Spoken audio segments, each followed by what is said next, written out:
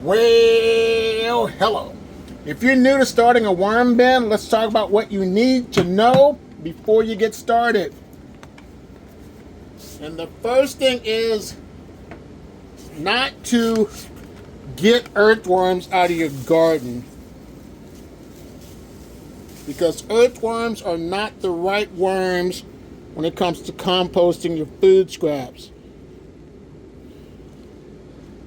You have to get yourself some red wigglers, European night crawlers, not Canadian night crawlers, and you have the opportunity to get yourself some Indian blue worms that might be mixed in with your other worms. So just be careful when you're about to buy worms from people. But yeah, you can't go in your garden and get just strictly earthworms, because earthworms are not the right type of worms when it comes to running a worm farm, because they are not composting worms. They are worms that are strictly built and made to burrow in the soil to help irrigate the land, so that way it can produce flooding when it comes to rain. Another thing you need to do, if you're going to start and you're just going to make yourself a homemade worm bin with totes, I would go at least a 20 gallon up to about a 30 gallon, because that's a great place to start. 30 gallons is better because it's perfect, the right size, but if you don't have the room, you can always go smaller. And the main thing to do too is also, when you feed your worms, you should always add extra bedding, because that will help with moisture in your worm farm. These worms are going to get a banana and a pepper. And I like to freeze and thaw my food scraps, because that helps to kill any pests that are on the, like your banana peels or something, that you don't want inside of your worm bins. So it's a good thing to always freeze and thaw your food scraps. And it also helps to break down the cell walls. And another thing you have to consider is always cover up your food scraps.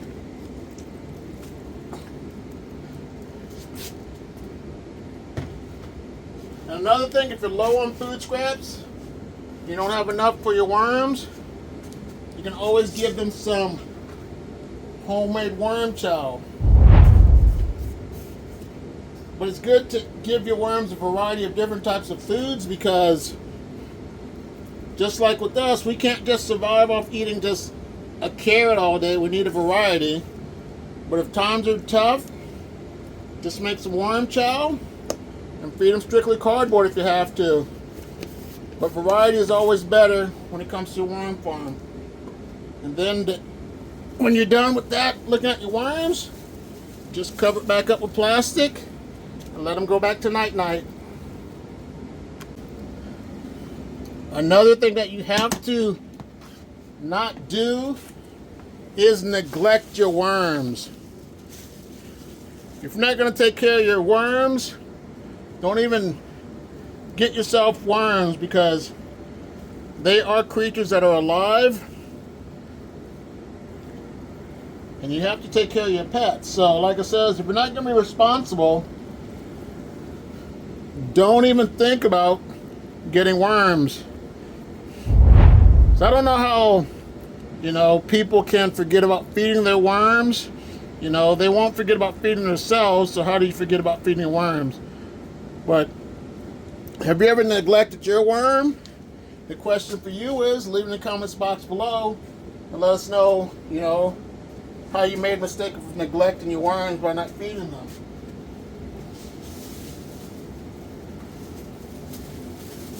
You're gonna get a banana too.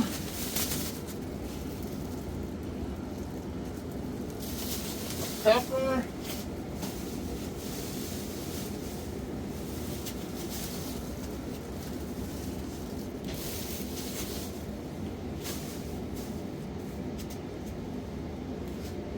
some worm chow after I cover this up.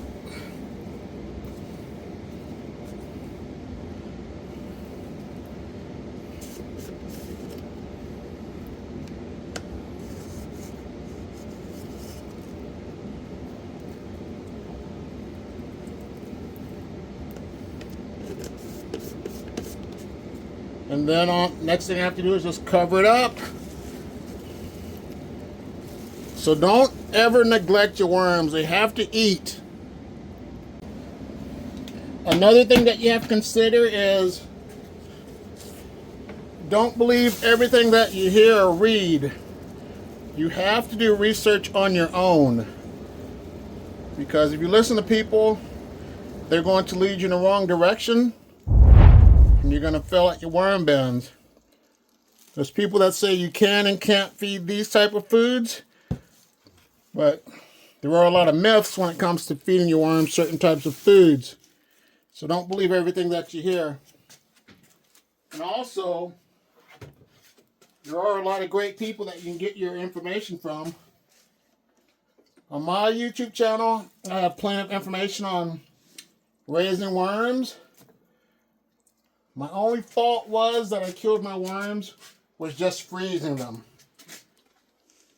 That's the only way my worm bins failed, because I had them outside and it froze.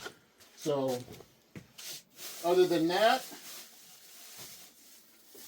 my worm bin has been running successfully. Knock on wood.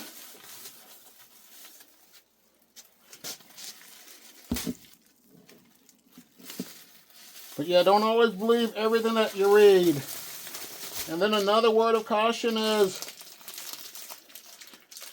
a lot of people that say that think that they know everything, they don't know anything when it comes to raising worms. Not putting them down, but a lot of people, they give you a lot of fluff.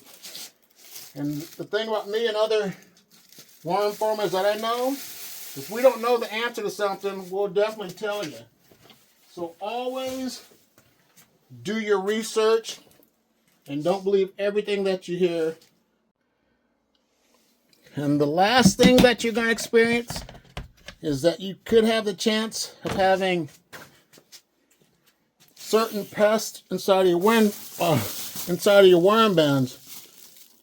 Not all pests are harmful. The most common ones that you experience in your worm farm, from what I've seen, is you can have mites, you can have the chance of roly-polies or isopods, and then you can have a chance of spiders. Ants have been in people's worm farms, and other things such as potworms and snails have been inside of people's worm farms. But for me, I don't experience really any of the roly-polies or any of that springtails in my worm bin, because I run my worm farms differently. There's certain foods that I don't add.